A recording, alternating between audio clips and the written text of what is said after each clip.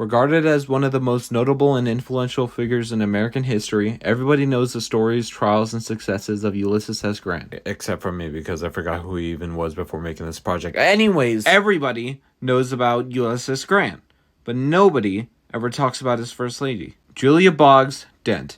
And that's what we're here to talk about. Our story begins in St. Louis, Missouri, which was funny since it rhymed with slavery because there was so much of it there. That's not funny. And on January 26, 1826, this was the place where our heroine was born. All right, Mr. and Mrs. Dent, here's your child. Whoa, whoops. Oh my gosh, I am so sorry. She was also born with strabismus, or more commonly referred to as cross-eyed or lazy eye. But that wouldn't keep her away from success. Anyways, Julia Dent had 7 siblings, a father, Frederick Dent, who was a wealthy businessman and plantation owner, while her mother, Ellen Dent, who was rather... Hey, Father? Yes? I don't like this pewter dish. Why? What's wrong with the pork? I just don't like it. Jeez. How can you say that when your mother is slaving away in the kitchen making dinner every night? Slaving away when they were literal slaves not too far from our home, so you're kind of contradicting yourself there. Don't talk to them. You're all gonna get this. Shut your mouth. No. Enough! Alright, that's enough back talk. You're all getting a beating, except for you, who was the only one of the 8 children who wasn't arguing. We have 8 children?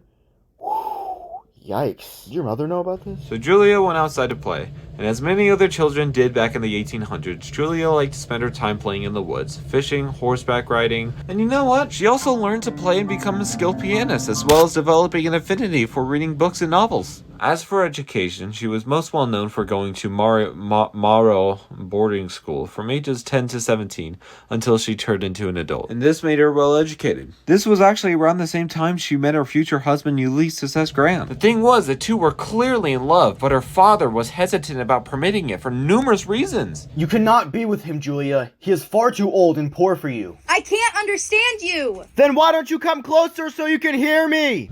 Eventually, however, he changed his mind and came around. As well as the fact that Julia and Ulysses got married. Oh, wait, sorry, that'll have to be delayed for a bit. Gotta find the war. I'll text you!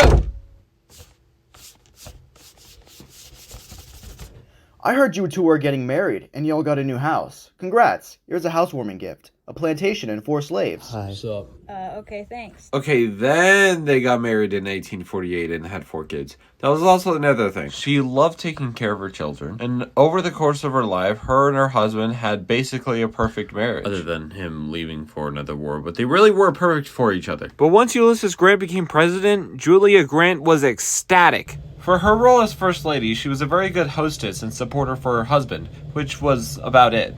To be honest, she was just known for being welcoming. Wow, Miss Grant is an incredibly kind-hearted and welcoming chairwoman. Wouldn't you agree? I would, but while that being certainly so, she was also sometimes accused of being unduly concerned with appearances, along with being denounced for not being as involved in political issues as some other First Ladies of the United States. That's cute. I know a couple of lawyers that could borrow some of your vocabulary. Hey, gentlemen!